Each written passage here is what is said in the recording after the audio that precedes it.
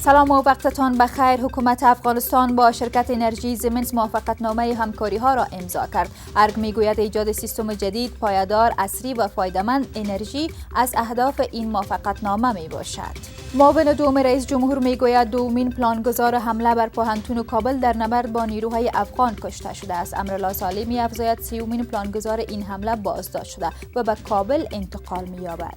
به هزاران موتر میوه تازه یک بار دیگر در تورخم و سپین بولدک اجازه داده نمی‌شود به پاکستان بروند. مقامات میگویند ظاهراً پاکستان نسبت به مشکل تکنیکی موترها را اجازه نمی‌دهد، اما قبل از این نیز تاجران افغان به بهانه‌های مختلف اذیت شدند.